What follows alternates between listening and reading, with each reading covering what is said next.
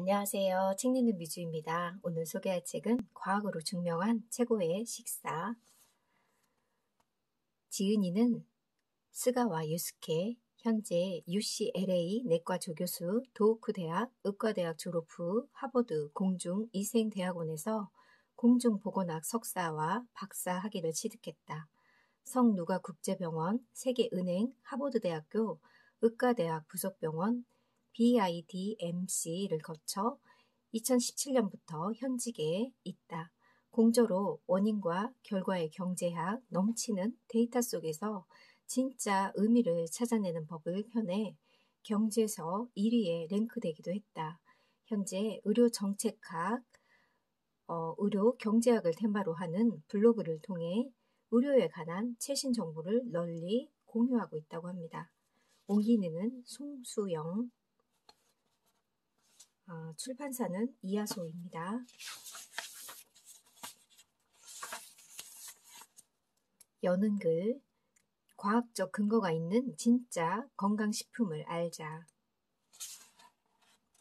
한 번의 식사 선택으로 병에 걸리거나 건강해지진 않는다. 그러나 매일의 작은 선택이 쌓여 질병에서 멀어질 수 있고 역으로 질병과 가깝게 만들 수도 있다. 우리 모두 이런 자각을 하고 있을까? 식사에 관한 선택이 자신의 건강에 어떤 영향을 미치는지 되게 막연하게만 짐작할 뿐이다. 자신도 모르게 병을 키우는 선택을 반복하다가 그 결과를 몇십 년 후에 뇌경색이나 암이 발병하고 나서야 비로소 크게 후회한다. 이것은 너무나 불행한 일이 아닐 수 없다. 이 책을 읽고 나면 땡땡만 먹어도 건강해질 수 있다는 식의 건강서는 더 이상 혹하지 않을 것이다. 그러니까 우리가 TV나 매체 그런 걸 통해서 건강에 관한 음식 이야기도 많이 하는데 그게 다 믿을 수 없다는 게 많고 그런 분별을 잘 해야 한다고 합니다. 이 책을 통해 더욱더 건강하고 병으로 고통받지 않으며 행복한 인생을 오래 즐길 수 있기를 진심으로 기원한다. 이 책을 읽는 방법, 유감스럽게도 매스컴이나 인터넷 서점 건강서 코너에 볼 수 있는 많은 건강 정보에는 과학적 근거가 없는 오류가 많다고 합니다.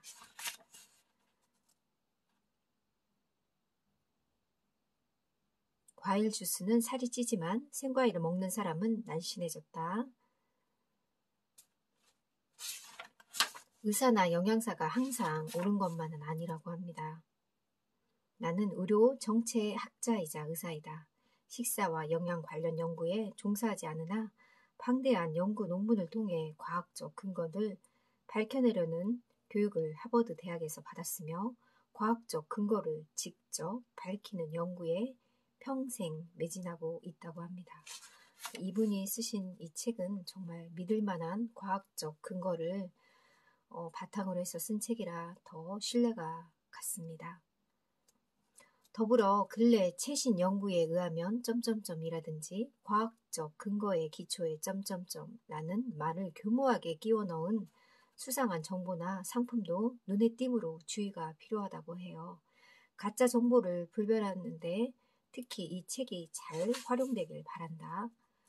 차례 1장 많은 사람이 잘못 알고 있는 건강 상식, 2장 몸에 좋다는 과학적 근거가 있는 식품, 3장 몸에 나쁘다는 과학적 근거가 있는 식품, 특별편 환자, 어린이, 임산부를 위한 맞춤형 최고의 식사.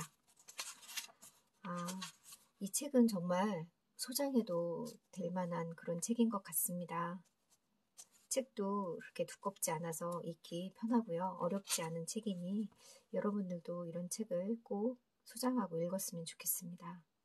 인터넷으로 건강정보를 검색하면 건강식품 홍보와 개인 블로그가 빼곡하게 끝도 없이 이어진다.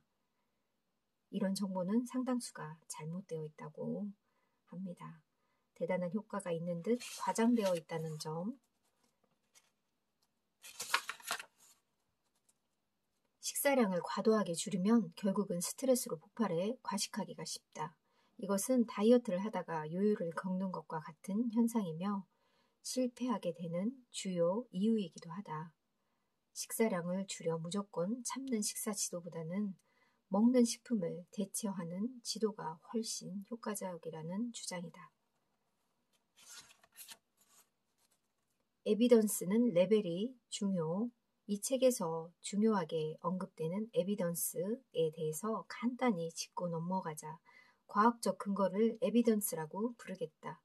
그러니까 과학적인 근거가 더 확실한 신뢰가 가는 거를 에비던스라고 표현하겠다는 그런 말이었습니다. 신뢰할 수 없는 에비던스는 에비던스가 약하다라고 표현하겠다고. 식품의 성분에 현혹되지 말라. 성분 신앙의 함정. 식품의 성분에 주목해 식품을 성분의 집합체로 인식하는 사고방식을 영양주의라고 한다. 마이클 폴란의 행복한 밥상이라는 저서에서 이 책에서 식사나 영양에 관한 발견을 편의적으로 해석해 기업의 영리 마케팅 수단으로 이용하는 것을 경고했다고 합니다. 베타카로틴은 암 위험을 높인다. 베타카로틴 성분이 첨가된 음료가 건강에 좋지 않고 오히려 유해할 가능성이 높다는 연구를 통해서 밝혀졌다고 합니다.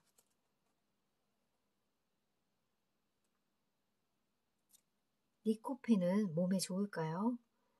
효과적이라는 에비던스는 없다고 합니다. LDL, 콜레스테롤을 낮추는 혈액 데이터에서는 효과가 있을 가능성이 있으나 실제 병을 예방한다는 에비던스는 없다고 합니다. 건강을 위해 일부러 열심히 섭취할 필요는 없다고 합니다. 리코펜이 많은 음식으로 우리 토마토 얘기 많이 하는데 성분은 중요하지 않다. 특정 채소를 집중적으로 편식하는 것이 아니라 다양한 종류의 채소와 과일을 매일 지속적으로 많이 섭취하는 것이다. 이 책에서도 다이어트 불변의 법칙에서도 나온 부분이고 자연 치유의 법칙에서도 나온 적인데 진짜 과일과 채소가 인간에게 가장 좋은 음식임이 이 책을 통해서도 또 알 수 있었습니다. 식사와 체중의 관계. 살 빠지는 탄수화물. 사실 탄수화물은 줄이면 살이 빠진다는 설은 정확하지 않다고 합니다. 즉 어떤 탄수화물을 섭취하는가가 더 중요하다고 해요. 정제된 탄수화물, 흰 탄수화물은 체중 증가를 유발하지만 현미나 메밀같이 정제되지 않은 탄수화물은, 그러니까 갈색 탄수화물은 먹어도 체중이 늘지 않는다는 연구 결과가 밝혀졌다고 합니다. 감자튀김은 최고의 비만식품이라고 합니다. 저는 감자튀김을 매우 좋아하는데 이걸 보고 조금 마음이 아프더라고요. 이제 조금 줄여야 되겠다는 생각을 했습니다. 붉은 고기를 과다 섭취하면 동맥경화가 진행돼 뇌졸중에 걸리기 쉽고 대장암의 위험이 높아진다고 합니다. 굳이 뇌경색이나 암의 위험도를 높이면서 체중 감량을 원하는 사람은 없을 것이다. 흰 탄수화물을 줄이고 채소나 과일을 많이 먹도록 지도받았다면 이건 올바른 식사 요법이다.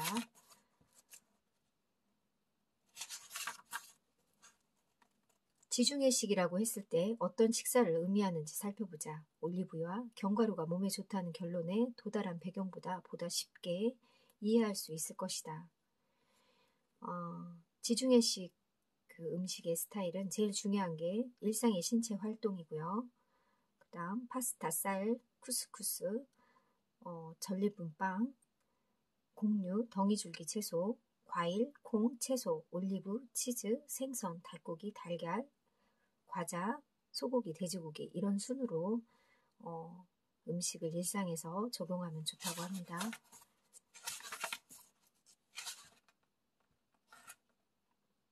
지중해식 레시피 책을 사거나 인터넷에서 지중해식 검색을 할 필요도 없다. 일장에서 설명한 5가지 건강에 좋은 식품을 매일 섭취하고 나쁜 음식을 피하면 지중해식을 먹는 것과 같은 건강 효과를 얻을 수 있다. 염분과 흰 탄수화물을 줄이고 올리브, 견과류, 생선, 채소, 과일을 늘리는 것이 건강에 가장 좋은 식사라고 합니다. 초콜릿은 약일까 독일까? 초콜릿이 건강에 좋다는 인식이 퍼진 이유는 중남미 파나마라라는 나라와 연관이 있다고 합니다. 하버드 연구자들이 심장병 등의 발생률도 낮은 것이라고 말했다고 합니다. 초콜릿은 혈압을 낮춘다고 하는데요. 사실은 고혈압 환자의 혈압을 낮추는 작용이 실제로도 있다고 합니다. 초콜릿은 우리 몸에 다음과 같은 영향을 미친다고 해요. 심근경색 등으로 인한 사망률을 낮춰주고 인슐린이 잘 듣지 않고 혈당치가 올라가는 병상을 개선한다고 합니다. 알츠하이머 병의 발병률을 낮추고 일본인 대상 데이터를 이용한 연구 결과 뇌졸중 리스크를 낮춰준다고 합니다. 근데 초콜릿도 다 같은 이런 효과가 있는 건 아니고요. 설탕 함유량에 주의하라고 합니다. 그러니까 이 초콜릿은 성분에 따라 건강에 미치는 영향이 다르다고 하니까 초콜릿을 살 때 성분을 보는 것도 중요한 것 같습니다. 생선이 심근경색과 유방암 위험을 낮춘다. 생선을 먹으면 장수한다. 영양학 잡지 12개 관찰 연구 67만 명 데이터를 종합한 매우 중요할 만한 메타 분석 결과가 있는데요. 생선 섭취량이 많은 사람일수록 사망 위험이 낮다는 결과가 발표되었다고 합니다. 하루 60g 정도의 상한선으로 먹으면 좋다고 합니다. 심근경색의 위험을 낮춰주고 오메가3 지방산 섭취로 심근경색, 동맥경화 이런 병의 재발을 예방할 수 있다고 합니다. 성인은 유제품으로 섭취를 제한적으로 하라고 합니다. 중고생은 단백질 섭취라는 관점에서 유제품을 적극적으로 섭취하는 게 좋다는 의견도 있는데 성인은 유제품의 섭취를 적당히 조절하라고 합니다. 어떤 책에서는 유제품을 먹지 말라고 하는데 정말 이 유제품 이야기는 나올 때마다 저는 항상 헷갈리는 이야기인 게 유제품 얘기가 아닐까. 그냥 적당히 먹는 게 좋을 것 같다는 생각이 들었습니다.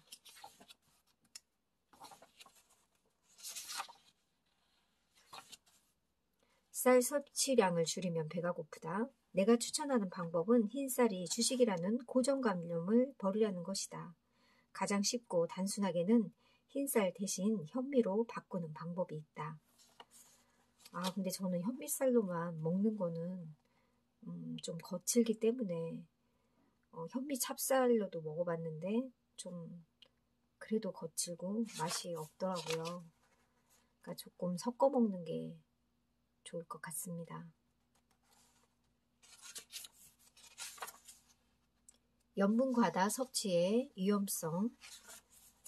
염분과 칼륨은 서로 반대로 작용한다. 칼륨의 염분의 체외 배출을 도와 혈압을 낮추는 효과가 있다. 따라서 칼륨이 많은 채소나 과일이 혈압을 낮춰준다고 합니다. 그러니까 염분은 혈압을 올리기 때문에 조금 싱겁게 먹는 게 좋을 것 같습니다. 신장이 좋지 않는 사람이라면 칼륨을 많이 섭취하는 것이 위험하므로 주의가 필요하다고 합니다. 혈액 속에 칼륨이 많아서 심장, 부동맥을 일으킬 위험이 있기 때문이라고 합니다. 염분 섭취량이 많으면 심근경색, 뇌졸중 위험도 상승한다고 해요. 위암의 원인이 될 가능성도 있다고 합니다. 또 염분 섭취가 너무 많으면 골다공증에 걸릴 수 있다는 연구 결과도 있고 염분이 소변으로 배설되면서 뼈를 튼튼하게 하는 칼슘이 함께 버려지기 때문이라는 분석이라고 합니다.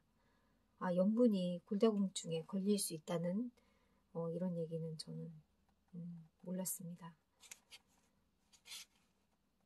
국을 우리가 싱겁게 먹는다고 하는데 그것도 안심할 수는 없다고 합니다. 짠맛이 강한가가 아니라 염분이 내 몸에 실제로 얼마나 들어간가가 더 중요하다고 합니다. 라면, 우동, 면류, 국물도 마찬가지다. 우선 국과 절인 반찬은 멀리하라고 합니다. 소고기, 돼지고기, 소시지, 햄은 건강에 해롭다. 가공육은 발암성 물질이 많고요.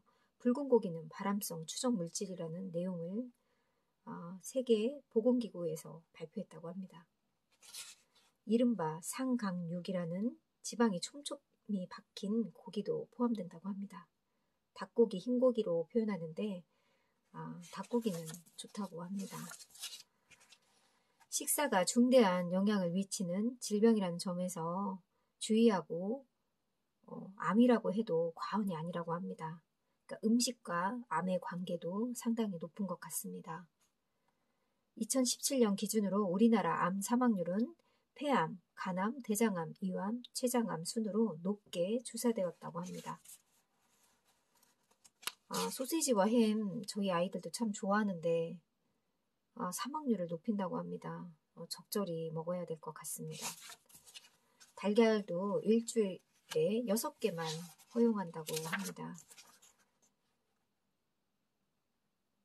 달걀을 많이 먹으면 또 당뇨병이 발생할 위험이 또 생긴다고 합니다. 당뇨병 환자에게는 달걀을 하루에 1개 이상 먹으면 안 될 것 같습니다. 콜레스테롤 수치보다 질병을 예방하는 게 중요하다. 달걀 섭취량이 많은 사람일수록 당뇨병이나 심부전도 위험도가 높다고 합니다. 그러니까 일주일에 6개 이상은 절대 먹지 않아야 될 것 같습니다. 보통의 탄산음료와 다이어트 탄산음료라면 후자가 건강에 미치는 해가 적다고 판단되지만 다이어트 탄산음료가 인공 감미료도 문제가 있을 가능성이 여전히 존재하므로 가능한 이런 음료도 피하는 게 좋다고 합니다. 칼로리 제로이니 괜찮다는 식으로 과신하지 말고 몸에 좋지 않을 수 있으니 가급적 줄이는 노력을 하면서 최소한으로 절제하는 것이 좋겠다. 당뇨병 환자에게 맞는 최고의 식사법도 여기에 이렇게 자세히 나와 있어요. 당뇨 환자인 사람들이 이 책을 읽어봐도 좋을 것 같습니다. 이것이 정답, 신뢰할 수 있는 체감 데이터로 식습관을 바꾼다. 이 책에는 정말 식사에 관한 이야기가 자세히 써 있고요. 몸에 좋은 식품은 무엇인지 데이터와 과학적 근거를 바탕으로 해서 쓴 책이니까 정말 믿음이 가는 책이었습니다. 우리 모두 이런 책들도 꼭 한 번쯤 읽어봐서 건강해진 몸과 건강한 식사법을 했으면 좋겠습니다. 여러분 모두 건강하세요. 감사합니다.